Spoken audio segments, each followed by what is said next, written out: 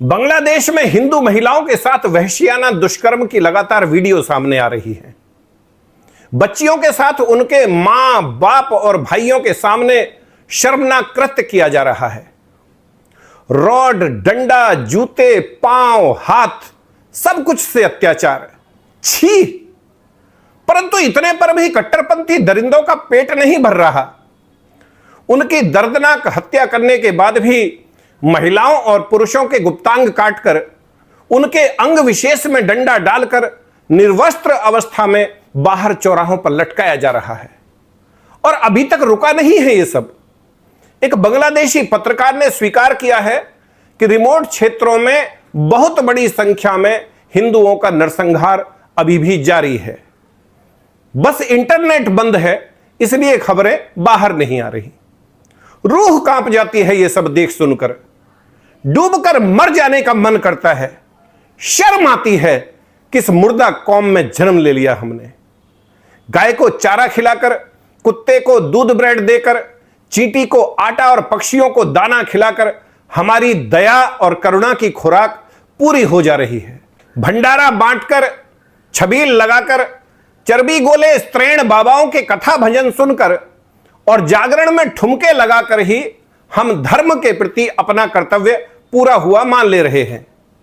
हमें इस बात से कोई फर्क नहीं पड़ता कि हमारे ही हिंदू भाई कहां पर मरकट रहे हैं और कहां पर उनकी बहन बेटियों के साथ गलत हो रहा है।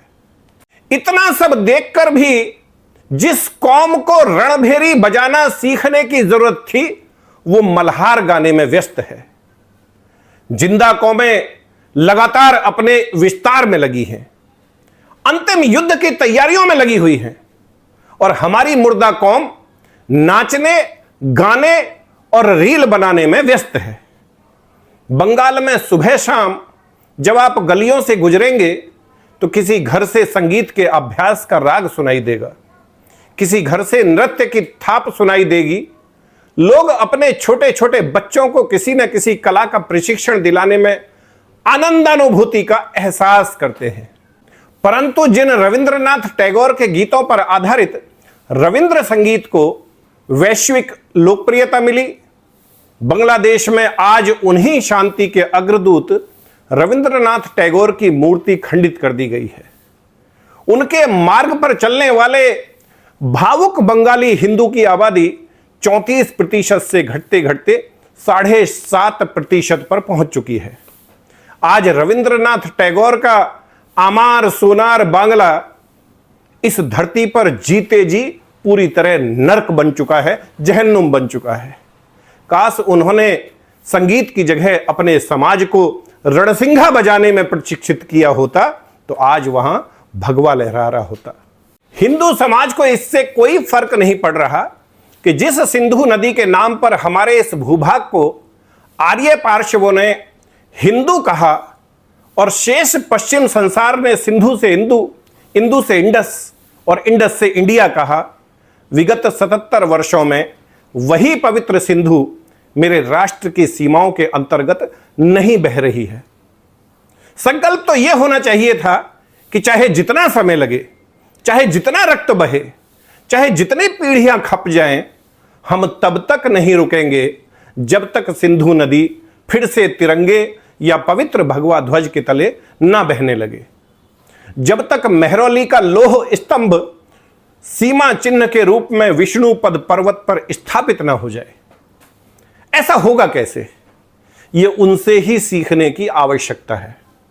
एक परिचित हैं, कट्टरपंथियों के समर्थक हैं, उन्होंने कल कहा कि विगत वर्ष हमास ने जब इजराइल के आम नागरिकों को निशाना बनाया, इजराइल ने बदला लेना शुरू कर दिया। चुन चुनकर कट्टरपंथियों को मारा गया।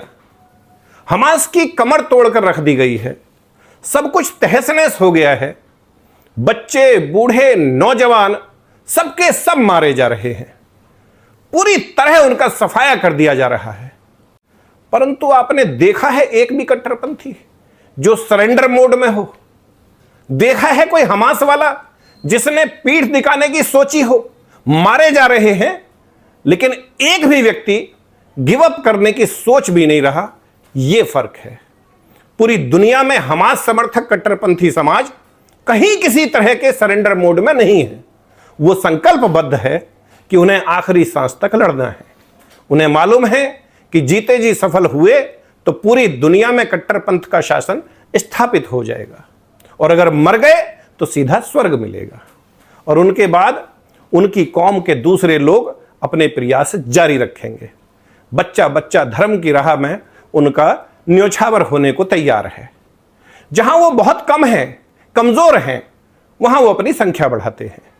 थोड़े अधिक हैं तो वो खुला संघर्ष करते हैं, झगड़ा बवाल करते हैं। जहां बहुसंख्यक हैं वहां वो सीधा युद्ध होता है।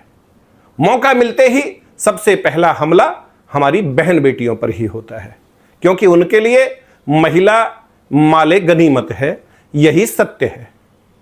वो पहले भी ऐसा करते थे, वो आज भी ऐसा कर रहे हैं, और आगे भी ऐसा ही करेंगे। वो पूरी तरह कट्टरपंथ का शासन स्थापित करने को लेकर कटिबद्ध है। अब यह सोचना आपको है कि आपकी तैयारी क्या है। सच तो यह है कि आपके अधिकांश लोग कायर हैं, न्यूट्रल दिखने का आडंबर करते हैं, चुप्पी साधे बैठे हैं। वो जो थोड़े बहुत उद्वेलित होते हैं उनमें से कुछ में जल्दी ही राजनीतिक महत्वाकांक्षाएं जन्म लेने लगती हैं, और जो थोड़े बहुत सचमुच कुछ करते भी हैं तो प्रॉपर योजना के अभाव में कानून का शिकार हो जाते हैं। राजनीति में आप देख ही रहे हैं कैसे सबके मुंह सिल गए हैं। कोई राहुल गांधी, कोई अखिलेश यादव, कोई ममता बनर्जी मुंह खोलने को तैयार नहीं, क्योंकि सामने हिंदू हैं। राष्ट्रीय नेतृत्व भी लगता है किसी नैतिकता की बीमारी से ग्रसित हो रहा है। वैसे हमारे पास यह एक स्वर्णिम अवसर भी है। बांग्लादेश में हिंदू, ईसाई, बौद्ध और शेख हसीना के लोग ये सब मिलकर एक बड़ी संख्या बना लेते हैं।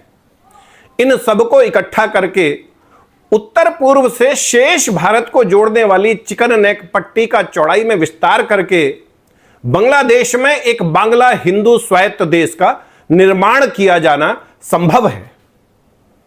यद्यपि बांग्लादेश के बंटवारे पर शेख हसीना की आवामी लीग भी सहमत नहीं होगी, परंतु 5 करोड़ बांग्लादेशी घुसपैठियों को वापस भेजने और आर्मी एक्शन की बात पर बांग्ला हिंदू स्वायत्त क्षेत्र की स्थापना पर उसे तैयार किया जा सकता है।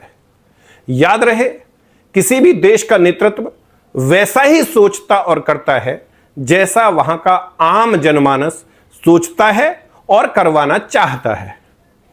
निश्चित रूप से यह आपदा वृहत्तर हिंदू हितों के लिए एक अवसर भी बन सकती है।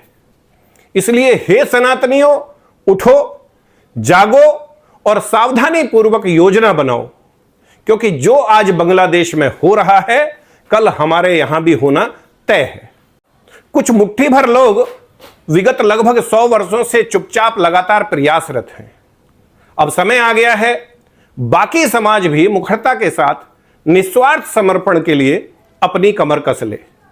नमस्कार।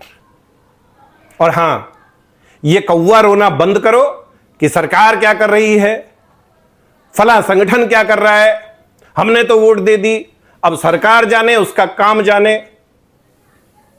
अरे अपनी बहन बेटियों पर अगर कोई बुरी नजर डाले और हम कहें कि हमने तो वोट दे दी, अब सरकार जाने। कर्मण्यवाधिकारस्ते मा फलेषु कदाचनम।